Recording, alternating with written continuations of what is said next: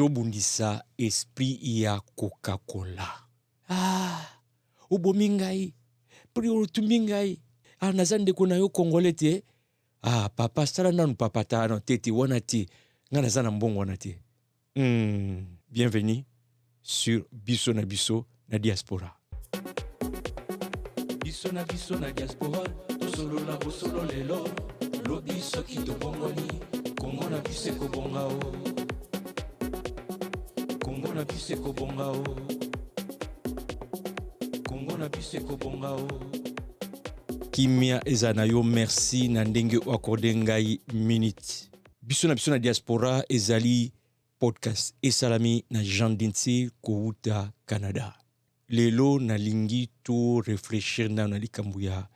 na mentalité ya Coca-Cola. Mentalité ya Coca-Cola. Tangu muninga nazosala business, azoteka eloko songolo, azoteka service songolo, apesi yo prix, olingi kaka prix wana il faut olongola, quasiment comme s'il faut appeler gratuitement. Na boité Coca-Cola, ça fait partie ya ba culture nyos. Mais lelo ce qui n'a to réfléchir sur les Kambouya culture ya Coca-Cola ou et côté de biso comme mentalité et zali un peu na sens moko ya mabe et comme le kola ozo kamute mapasi obimisa mbongo o futa service ya ndeko na yo exactement na prix oyo ye asengi esprit tope mentalité ya Coca-Cola oyo ezali mentalité oyo ezali que olingi olela muninga na yo olingi opesa ye muke kasi yozwa ebele wana ndeloko penza esengeli to combattre to développer mentalité ya koyeba kosepela komona muninga wazali kosala service songolo azali pe kosepanouir na yango na sina sala ki émission mususu sur comment il est important to yeba ko soutenir l'entreprise na biso na kati ya communauté po entreprise et comme munene e banda ko zwa batu pe pesa misala il faut revenu et mataka mais mentalité à Coca-Cola ezali mentalité oyo ezali ko contribuer na réduction ya revenu ya commerçant parce que commerçant nyoso tango akemwa talo na eloko songola zali ko teka na mentalité ya commerce pe na ndenge commerce salamaka okota la dépense na yo otali prix ni sengelo teka service na yo tango kolongola dépense na yo okokosala moins profit yango ne ko permettre yo comme entreprise o continuer lisusu mais soki mentalité ya Coca-Cola et zapenda ko ronger moi bénéfice wana mutani ko sala comment voulez-vous que moi entreprise bandi na lipa moko lelo lobi comme boulangerie ou comme la sucre cristal et ko sala maté bande ko ngai to combattre mentalité ya Coca-Cola na boyité to Coca-Cola mais ezana ba domaine monsieur ezali ba domaine ya Coca-Cola ti exemple so ki na salon de coiffure ba afficher prix coiffure modèle oyo tozo katango na $15 na €15 boni olingi parce que ezali ndeko na yo congolais mutazali kolo coiffure salon ya coiffure wana akata yo suki mais na $5 na €5 parce que $15 ezebele bandeko si vous pensez que j'exagère nazana ndeko moko coiffeur mukolo mususu azuika rande ba client bayaka client ye apesi mutu bakati efile coiffure wana tope modèle wana alingai bakata ye le prix est affiché $25 basili suko kata yesuki ache loboko na libenga abimisi $10 ache na maboko ya coiffeur azobisa bi c'est tout ce que j'ai ndeko afungola bamoni $10 et ye amikendeli na ye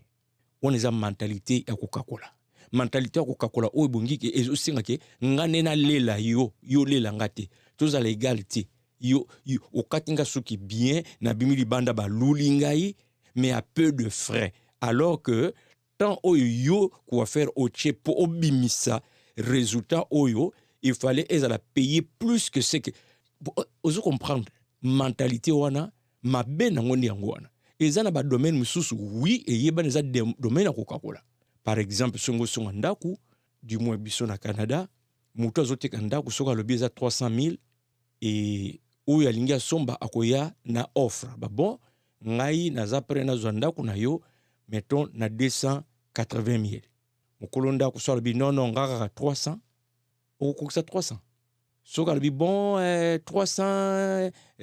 nini 290 à côté kanda coûté na prix oyo ye asepelité azwa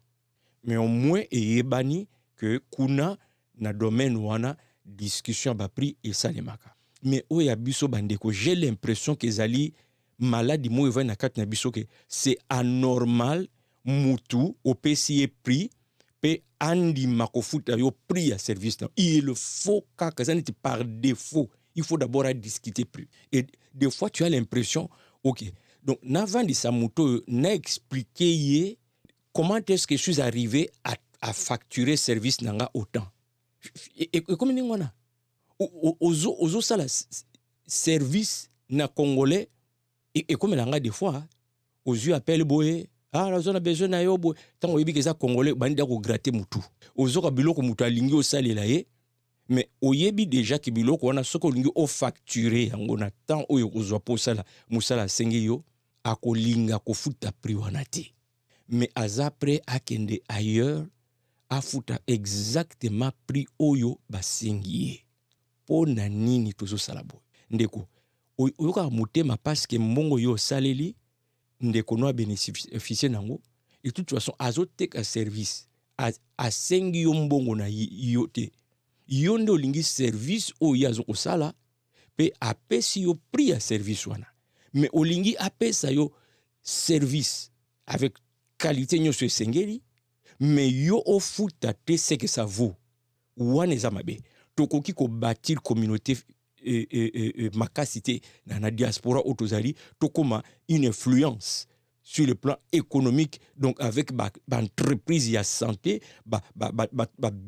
businessman business woman openda baza ko fula totala ba communauté mususu toko kende liboso te soki toza na mentalité wana ya il faut kaka na kakola il faut kaka na kakola il y a des fois bato otale bobi mendeko na ngai musalo nazo sala service zo singa ngai il faut na cha carburant na kati ya mutuka prix ya carburant zo mona te mususu mona yebisho bi mais l'autre fois tant on a singa ko les mêmes services au futa nga boité au tuner les mêmes services au singa nga za kan on a 4 ans passés mais il y a des facteurs qui font que prix peloko wana échanger ngana zoeba na bengaka entrepreneur moko aya ko sala moi service mo pa na ngai à facturer ngai bon on a zaki ba moyen financier te assez pour na sili ça ba travaux ñu surtout na boto sala une partie na foutier 2 ans après na bengeli so bi boto continuer partie au etikali ce n'était plus na prix autoyokana qui n'a plus à sala kinga première partie ba facteur ebelé et salike peut-être matériaux prix et mati ba facteur eza ebelé et là j'étais obligé que ceux qui n'alingi vraiment na sala musala aya ko silisilanga musala wana ngai faut na rejoindre le prix du moment ndeko to bundana na mentalité ya Coca-Cola na kati ya communauté ne kakolons pas n'importe quoi zala pena na sengona ke non de ko so la service na ye na sana besoin service na ye tika na pesa mbongo na ye par là na ningo batie que soki mutazo la service il faut que exagérer prix parce que le ko to bunda na mentalité au Coca-Cola non on est comme abus mais na ningi juste le lot na émission le lot na conscientiser biso que to bunda na nanu na mentalité na que ce que ça ndeko no congolais mutazo la service aux anango besoin déjà yo peu importe montant nini ya ko senga peut-être yemo déjà assez à saler le rabais comme ndeko ni congolais peut-être mbongo ebele boy papa do akita lisusu mais yo ozo service 100% wana te wana ezaki pauvreté na molimo wana ezaki pauvreté na kati ya société yango to kotika la kaka nengo na kaka dans le minimum dans le strict minimum parce que même les hommes des femmes d'affaires bakoki basala progresser pour marge na bango za tellement moqué parce que la communauté est remplie de mentalité ya Coca-Cola qui est pauvreté, qui est ozoka passi au pesa ye pendaka ka monter ndenga sanki au pesa passe au et ça lo passe pour ozomo que soko pesa exactement ou à 5 kilo ezanet yenta monelio te ndeko te le okenda ailleurs au futaka sans discussion ce qui mentalité na yona yangai échanger lobby tokomona bolamu na Congo na biso eza mentalité de tokomema parce que nyoso tozomona eza les résultats ya mentalité biso na diaspora tosolola bosolo lelo lobby soki tobongoni Congo na biso kobongao au micro c'était Jean Dintil Congo na biso Canada.